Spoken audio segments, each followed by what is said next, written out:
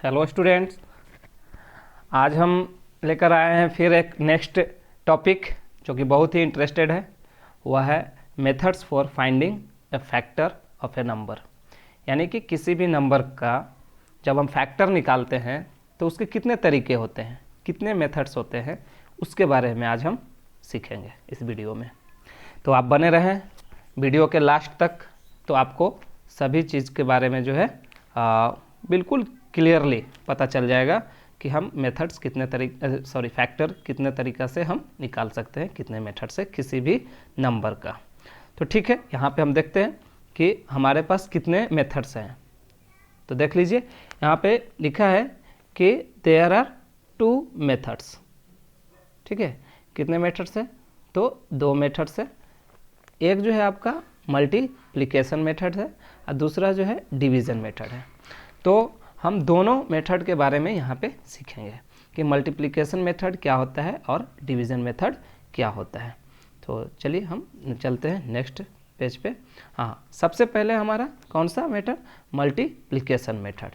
तो इस मेथड में हम किसी भी नंबर का हम फैक्टर कैसे निकालते हैं उसके बारे में हम जानेंगे। तो सबसे पहले प्यारे में दोस्तों, ये देखें आप, यहाँ पे लिखा है मल्टीप्लाई।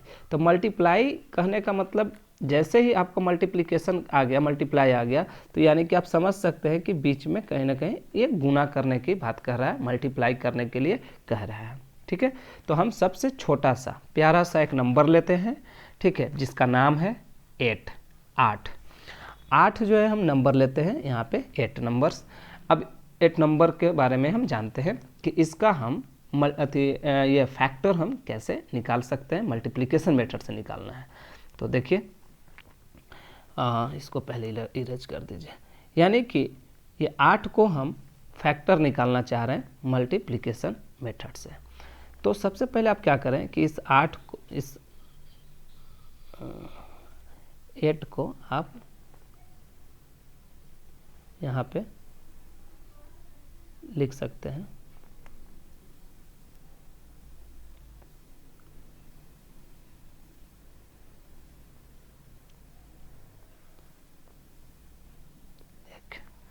यानी कि सर, इसको अगर 8 को हम इस तरह से लिख सकते हैं कि 2 इंटू 2 इंटू 2, यही हो गया।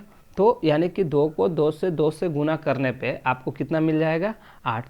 तो माय डियर स्टूडेंट्स, इसको हम कह सकते हैं कि 2 जो है, ये 2 जो है, ये 2 8 का फैक्टर है। थोड़ा सा इसको हम इस तरह से लिख लेते हैं तो आपको ज़्यादा समझ में आएगा। ये निकाल लिए पहले, इतना हम कर लिए, उसके बाद देखिए हम लिखेंगे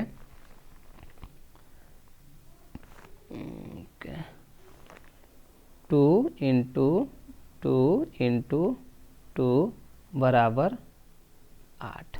ओके, तो ये जो 8 है भाई, इसको हम लोग बोलते हैं प्रोडक्ट।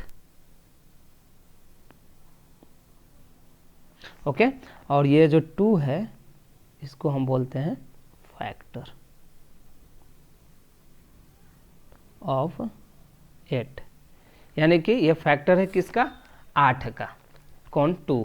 अब देखिए, इसको भी लिखेंगे तो आप 2a लिखेंगे, इसको भी लिखेंगे तो आप 2a लिखेंगे। तो ये दोनों तो सेम है ना, तो दोनों सेम है, लेकिन होना चाहिए क्या? डिस्टिंक्ट। तो कहने का मतलब ये है कि 2 जो है हमारा 8 का फैक्टर है, बिल्कुल। अब क्या इसको हम इस तरह से भी लिख सकते हैं माय डियर स्टूडेंट? देख लीजिए कि 2 इंटू 4 इक्वल टू 8।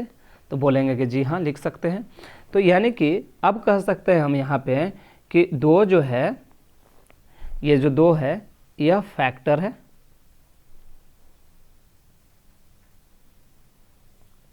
किसका? 8 का। और ये 4 भी जो है क्या है? फैक्टर है। ठीक है, तो यानी कि 2 जो है 8 का फैक्टर है और 4 भी जो है 8 का क्या है? फैक्टर है। बीच में क्या है? मल्टीप्लाई है। तो इस मेथड से, जैसे इस तरह से जब हम फैक्टर निकालते हैं तो इसको हम बोलते हैं मल्टीप्लिकेशन मेथड। ठीक है, एक नंबर और ले लेते हैं, उसको देख लेते हैं। 12 ले लेते हैं।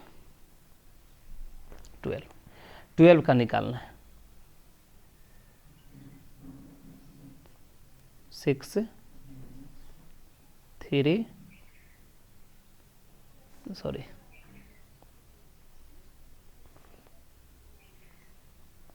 ये आ जाएगा आपका। तो अब इसको हम लिख सकते हैं 2 इंटू 3 इक्वल टू 12। अब यहाँ पे आप गौर से देखें, ये आपका जो है 2 जो है क्या है, फैक्टर है, और ये भी 2 क्या है आपका, फैक्टर है, ये 3 भी क्या है आपका, फैक्टर है, ये 12 जो है क्या है, ये आपका प्रोडक्ट है।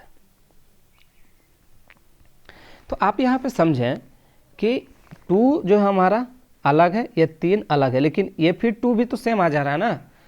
तो हम क्या करेंगे, तो इसको इससे मल्टीप्लाई कर देंगे, तो हो जाएगा 2 इंटू 6 12, ऐसा भी कह सकते हैं।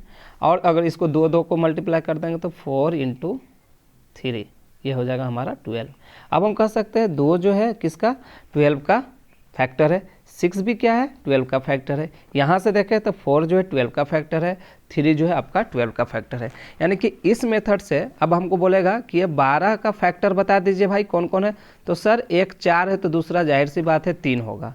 तो यहाँ से हम 12 का फैक्टर जो निकाल लिए तो 4 और 3 आया, तो इसको हम कहते हैं मल्टीप्लिकेशन मेथड।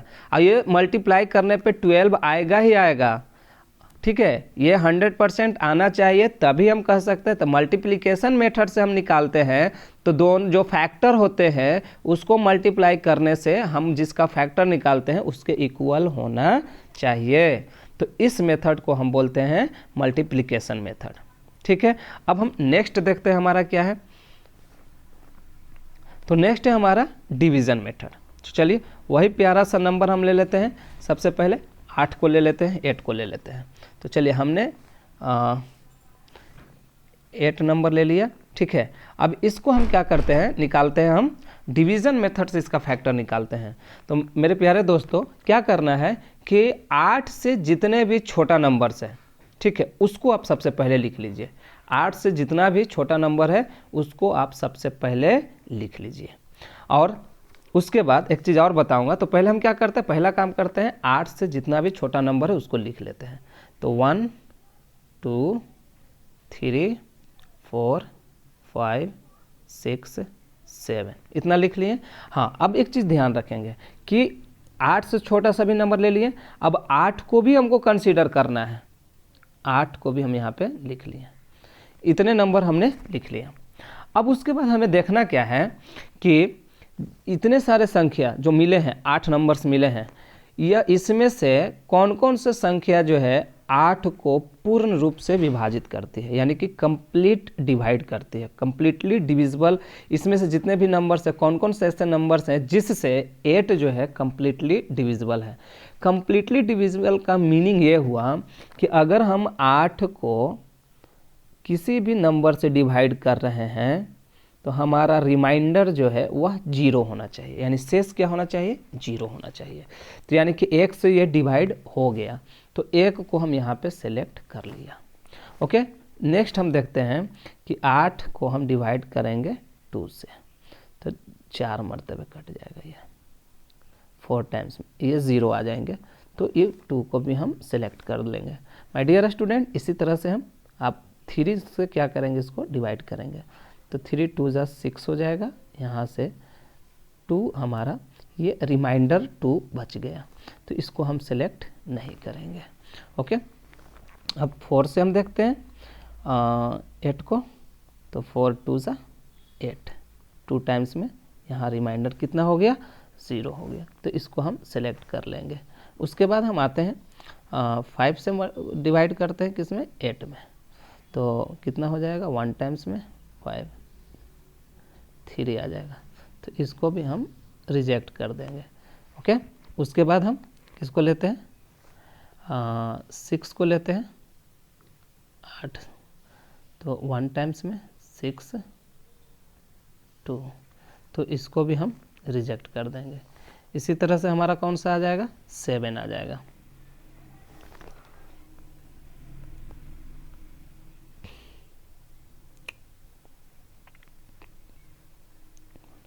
ये भी रिमाइंडर बच गया, तो इसको भी हम नहीं लेंगे, ठीक है। अब रह गया लास्ट हमारा 8।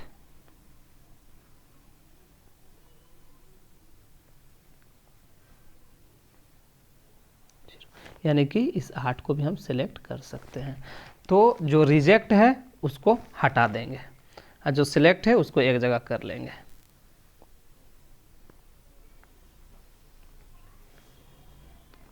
ओके, तो कौन कौन से सिलेक्ट हुए बच्चों, तो देख लीजिए।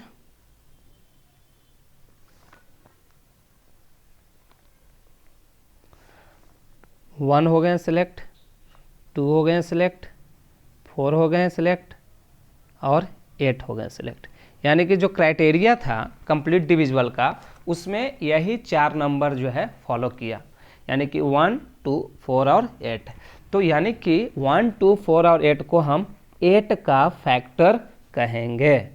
तो इसमें हमने क्या किया, सबसे पहले आप देखें कि हमने डिवाइड किया, तो इसलिए इस मेथड को हम लोग कहते हैं डिवीजन मेथड्स। अब इसमें आप कहेंगे कि ये जितना भी फैक्टर है इसको आप मल्टीप्लाई करेंगे तो क्या आपको 8 के बराबर आएगा क्या, तो नहीं आएगा। करके देख लीजिए, पता चलेगा। 8 में 4 से गुना करें 32, 32 में से 2 से गुना करें तो 64 हो जाएगा। तो हम इसको मल्टीप्लिकेशन के रूप में नहीं लिख सकते ये पूरे फैक्टर को, तो इसी में से हम सिलेक्ट कर करके हम इसको किस रूप में लिख सकते हैं, प्रोडक्ट के रूप में लिख सकते हैं। तो कैसे लिखेंगे, तो 8 है तो हम 2 × 4 लिख सकते हैं, ये प्रोडक्ट के रूप में लिख लिए, ठीक है। और फिर उसके बाद 8 को हम 1 × 8 लिख सकते हैं, ये प्रोडक्ट के रूप में लिख लिए। और तो कोई तरीका नहीं है लिखने का। हाँ, आप बोलेंगे कि सर 8 को इस रूप में भी तो लिख सकते हैं, 2 × 2 × 2 × बिल्कुल लिख सकते हैं बच्चों। तो लेकिन ये सब तो सेम ही है ना, एक ही फैक्टर है ना, अलग अलग तो कोई फैक्टर है नहीं। 8 का फैक्टर 2 है तो ये भी 2, ये भी 2, लेकिन यहाँ पे देखें आप डिफरेंट है। 8 का फैक्टर 2, 8 का फैक्टर 4, 8 का फैक्टर 1, 8 का फैक्टर 8। तो यानी कि अगर हम प्रोडक्ट के रूप में लिख देते हैं तो इक्वल आना चाहिए हमारा। तो आपको समझ में आ गया होगा कि जो मल्टीप्लिकेशन मेथड्स है उसमें अगर एक आपको फैक्टर पता है किसी भी नंबर का तो दूसरा क्या करेंगे उसका आप निकाल लेंगे और दोनों को मल्टीप्लाई करने पे आपका रिजल्ट आना चाहिए ओरिजिनल नंबर का। तो इस मेथड्स को हम उसको मल्टीप्लिकेशन, इसको हम लोग डिवीजन मेथड कहते हैं। तो आपको आई थिंक आपको समझ में आ गया होगा कि कैसे हम निकालते हैं। तो अब एक हम एग्जाम्पल दे लेते हैं और आप लोग को बताते हैं कि इसको हम दोनों मेथड्स को यहाँ पे देख लेते हैं, रिप्रेजेंट कर देते हैं। तो एक नंबर ले लेते हैं हम 6 का हम क्या करते हैं, दोनों मेथड से निकालते हैं। तो 6 का हम निकालते हैं यहाँ पे 1। तो सर 6 का जो हो जाएगा 2 × 3 मल्टीप्लाई करने पे, तो ये 2 और 3 जो हो जाएगा फैक्टर हो जाएगा किसका, 6 का, ठीक है। यानी कि आप जो है 6 का फैक्टर ले लेंगे 2 और 3, तो ये दोनों को गुना करने पे इसके बराबर होना चाहिए। तो ये हो गया मल्टीप्लिकेशन मेथड, ठीक है। अब 6 का फैक्टर डिवीजन मेथड से निकालेंगे तो 1, 2, 3 खुद 6, ये हो जाएगा डिवीजन मेथड। यानी कि इससे आपको क्लियरली फाई हो गया होगा कि डिवीजन मेथड में और मल्टीप्लिकेशन मेथड में क्या डिफरेंट हो गया। देखिए डिवीजन मेथड में मल्टीप्लिकेशन मेथड में हो गया कि जो फैक्टर होगा उसको मल्टीप्लाई करने से आपका 6 आ जाएगा जो रिजल्ट होगा। और डिवीजन मेथड में ऐसा कोई ज़रूरी नहीं है कि सबको अगर आप प्रोडक्ट लेते हैं तो वह 6 के बराबर होगा, जी नहीं, कोई 2 का लेने से बराबर हो सकता है। तो ये है दोनों में डिफरेंट, लेकिन आंसर आपको मिलेगा वही। अगर आप मल्टीप्लिकेशन से निकालेंगे तो आपको 2 पता चल गया। आप बोलेंगे सर 1 × 6, हाँ, तो क्या आपको मल्टीप्लिकेशन से निकालें तो कौन कौन सा फैक्टर मिला, 1 मिला, 6 मिला, 2 मिला, 3 मिला। और अगर डिवीजन से निकाले तो क्या मिला, 1, 2, 3, 6। और अगर मल्टीप्लिकेशन से भी निकाले तो आपको वही चीज़ मिला। तो सेम रिजल्ट मिलते हैं, बस तरीका अलग अलग होता है। तो आई थिंक आप लोग को समझ में आ गया होगा। तो ठीक है, आज के लिए इतना ही। और जो नेक्स्ट वीडियो हम बनाने वाले हैं वो होगा आपका, वो भी इससे इंटरेस्टेड होगा, वह होगा कॉमन फैक्टर के बारे में और प्राइम फैक्टर के बारे में। Thank you. अगर वीडियो अच्छा लगे तो आप शेयर करें, कमेंट करें और चैनल को सब्सक्राइब करें।